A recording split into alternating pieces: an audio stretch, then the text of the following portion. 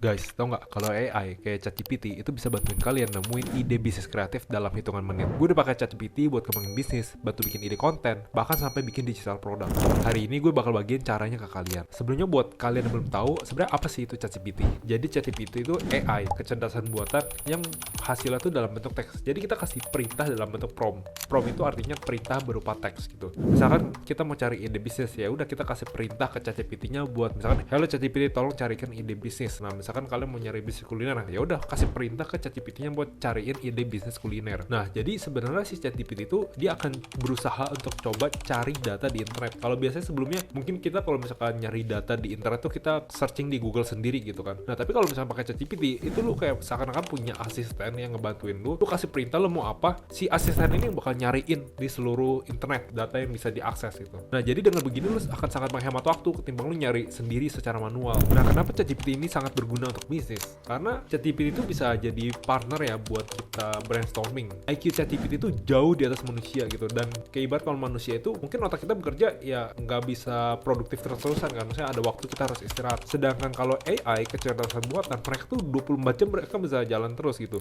Makanya dengan perkembangan zaman yang ada sekarang, kita harus memanfaatkan teknologi AI supaya kita jadi lebih produktif lagi. Oke, sekarang gua akan langsung demoin cara pakai ChatGPT ya, supaya kalian tuh akan lebih kebayang ya. Jadi ini gue coba kasih perintah ke ChatGPT, berikan saya 10 ide bisnis kreatif di bidang kuliner yang belum banyak diketahui di Indonesia. Dia akan langsung kasih banyak opsi ide gitu yang kalian tuh bisa jadi inspirasi bisnis buat kalian gitu kan, daripada sebelumnya kalian mungkin bingung gitu kan. Prompt yang gue kasih pun sebenarnya ini masih tergolong general ya, kayak semakin spesifik atau semakin detail prompt atau perintah berupa teks yang kalian kasih, itu jawabannya akan lebih semakin mendekati apa yang kalian butuhkan gitu. Nah, misalkan dari ide bisnis yang dikasih ini, dari 10 ide bisnis, kalian kan masih bingung, oh mau pilih yang mana ya kira-kira ya. Nah, kalian bisa kasih perintah lagi nih, prompt lanjutan, berikan kelebihan dan potensi dari setiap ide. Nanti ChatGPT dalam hitungan menit dia akan bisa langsung analisa dan kasih kalian kelebihan dan potensi dari setiap ide tersebut. Nah, lihat dalam hitungan menit ChatGPT udah langsung selesain kelebihan dan potensi dari setiap ide. Ini sangat memudahkan kita dan ngebantuin kita buat jadi lebih produktif. Bayangin kalau misalnya kalian harus searching di Google satu-satu, nyari kelebihan dan potensinya, itu pasti bakal makan waktu lama banget, mungkin bisa sampai berjam-jam gitu. Tapi dengan bantuan teknologi AI, khususnya ChatGPT ini kalian selesai dengan sangat cepat gitu. Ada 3 tips yang bisa kalian pakai untuk optimalin penggunaan ChatGPT. Yang pertama, semakin detail prompt yang kalian kasih, itu semakin relevan jawaban yang akan kalian terima nantinya. Contoh yang general tuh misalkan kalau kalian kasih perintah ke ChatGPT, tolong berikan saya 10 ide bisnis. Nah, itu kan sangat umum banget ya. Kayak misalkan dari segi lokasi aja, lokasi kan beda-beda. Nah, jadi kalian harus kasih perintah yang sangat spesifik. Misalkan, oh tolong berikan saya 10 ide bisnis untuk market orang Indonesia. Bisa lagi lebih spesifik, misalkan di bidang apa? Di bidang kuliner kah? Di bidang edukasi atau apa? Lalu kalian bisa semakin spesifikin lagi, misalkan siapa target market kalian, demografinya, usia berapa, tinggalnya di mana, di kota atau daerah mana gitu. Semakin spesifik perintah yang kalian kasih, maka nanti hasilnya itu akan lebih memuaskan buat kalian. Nah, yang kedua, ini tips yang selalu gue pakai buat optimalin hasil dari prompt ChatGPT itu, di akhir prompt yang gue kasih, gue selalu kasih pertanyaan, apakah kamu punya pertanyaan kepada saya agar kamu bisa menghasilkan hasil yang optimal gitu. Gue selalu ketik itu di ChatGPT. Jadi si ChatGPT kalau misalkan dia ngerasa, oh kayak pertanyaannya mungkin masih terlalu general atau apa, dia akan kasih beberapa pertanyaan yang spesifik supaya kita bisa ngebantu si ChatGPT ini ngasih hasil yang lebih spesifik lagi gitu. Nah,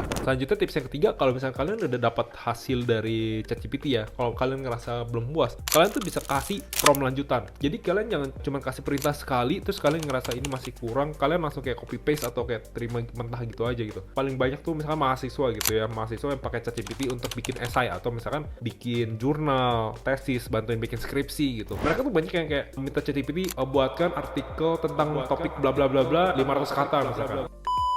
Langsung dikasih dong sama ChatGPT. Terus mereka ngerasa, oh kayaknya kurang memuaskan ya. Mungkin entah itu hasil dari ChatGPT-nya terlalu kayak AI bahasanya, kayak kurang bahasa manusia, atau mungkin banyak mahasiswa yang mungkin takut terdeteksi oleh plagiarism gitu, atau mungkin datanya nggak tahu valid apa enggak. Nah, kalau misalkan kalian ngerasa kayak gitu, kalian nggak boleh terima mentah-mentah. Kalian harus kasih prompt lanjutan. Misalkan kayak begitu si ChatGPT kasih artikel nih 500 kata gitu, kalian ngerasa, oh ini kayaknya kok kayak bahasanya kayak bahasa robot gitu. Ya udah, kalian kasih perintah ke ChatGPT, tolong ubah artikel tersebut, kasih sentuhan manusia supaya nggak terdeteksi oleh GPT-0 gitu, supaya nggak terdeteksi sebagai AI. Nanti ChatGPT bakal langsung bikinin gitu kan. Nah setelah ChatGPT bikinin, biasanya tuh kalau mahasiswa kan mereka takut terdeteksi plagiarism gitu kan, karena ChatGPT kan ya mereka menggunakan data sumber dari internet juga, takutnya bisa terdeteksi plagiarism. Nah kalian bisa kasih perintah lagi ke ChatGPT setelah dia udah ubah nih, udah kasih sentuhan manusia, kalian minta ChatGPT buat tolong parafrase artikel tersebut supaya nggak terdeteksi sebagai plagiarism gitu. Nah nanti setelah itu si ChatGPT akan ubahin lagi, jadi kayak ada beberapa tahapan step gitu. Setelah itu kalau misalkan udah diubah lagi, kalian mungkin bisa kasih lagi perintah ke ChatGPT, misalkan ChatGPT tolong berikan sumber-sumber yang digunakan dalam artikel tersebut. Nah jadi ini bisa ngebantu kalian untuk ngehindarin dari plagiarism gitu kan, ngehindarin dari deteksi AI. Jadi dari sini tuh kalian bisa lihat, gak bisa cuman kayak kita kasih cuman prompt satu kali doang gitu, kita harus kasih prompt berkali-kali sampai hasilnya tuh benar-benar optimal sesuai dengan yang kita butuhkan gitu.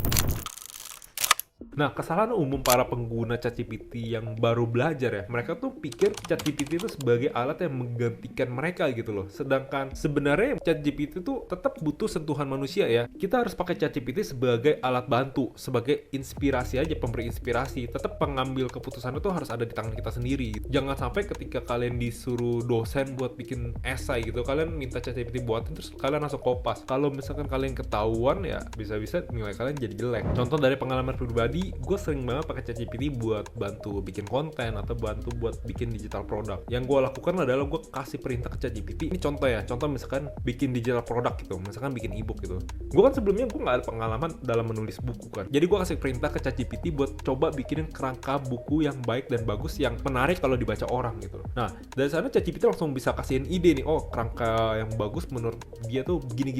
Nah dari sana kan lo akan terbantu gitu. Oh dari yang sebelumnya lo nggak tahu gimana cara bikin buku, lo jadi punya kerangka buku yang cukup bagus gitu. Nah setelah itu gue minta lagi ke ChatGPT nih, misalkan gue butuh data gitu, apa aja sih tools AI yang kira-kira gratis misalkan. Ya udah, daripada gue cari satu-satu manual lama banget, gue minta ChatGPT buat cariin berbagai tools AI yang gratis yang bisa digunakan beserta gue minta tuh ChatGPT jelasin apa aja manfaat dari tools AI tersebut, kelebihan kekurangan. Jadi untuk analisa dan research data gitu loh. Walaupun hasil yang dikasih ChatGPT mungkin belum 100% sesuai dengan apa yang gue mau, tapi at least 70% itu udah oke banget gitu. Jadi dari sana tinggal gue baca lagi, gue kembangin lagi, gue kasih sentuhan manusia, gue benerin lagi copywritingnya, dan kerjaan yang tadinya mungkin butuh berjam-jam berhari-hari bisa selesai dalam hitungan menit gitu. Nah gue akan share keunggulan dan keterbatasan dari ChatGPT.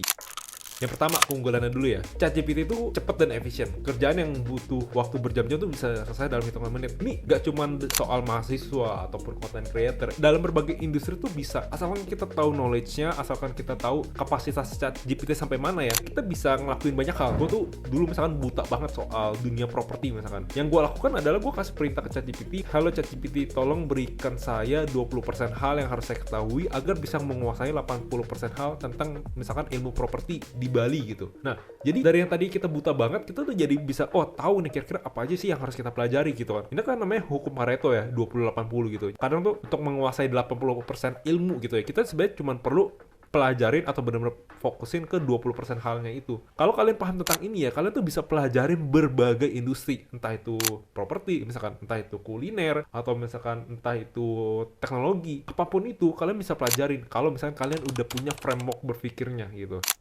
Nah yang kedua, dari AI ini kalian tuh bisa dapat perspektif baru. Nah jadi karena ibaratnya kita kan manusia, mungkin pengetahuan kita terbatas, sedangkan AI itu kan nggak terbatas gitu. Mereka bisa berkelana di internet gitu kan. Ini contoh yang pernah gue lakukan misalnya dalam keuangan ya. Gue pernah minta AI itu buat bantuin analisa suatu saham gitu ya. Yang mana gue nggak tahu itu perusahaan apa, untungnya dari mana gitu kan. Kira-kira apa aja yang bisa mempengaruhi perusahaan itu gitu. Dari analisis makronya, mikronya, segala macam. Gue bisa kasih perintah ke si ChatGPT ya, untuk coba dia yang cari data gitu. Gue kasih dia perintah, lu coba nih cari data nih, ini perusahaan tentang apa, mereka jualan apa yang bikin labanya kira-kira menurun dan labanya naik. Nah jadi dari hal-hal itu kalian bisa suruh mereka yang kerjain dan itu selesai cepet banget gitu. Tapi ChatGPT ini punya kekurangan. Nah kekurangannya adalah kadang data-data yang mereka pakai mungkin ada yang harus kita verifikasi lagi gitu. Jadi kalian tuh kalau misalkan kasih perintah ke ChatGPT, jangan terima data itu mentah-mentah gitu loh. Misalkan apalagi kalau misalkan itu berhubungan dengan keuangan ya, itu kan sangat spesifik ya. Kalau misalkan selisih sedikit tuh hasilnya bisa fatal banget. Nah jadi contoh misalkan gue pernah minta ChatGPT buat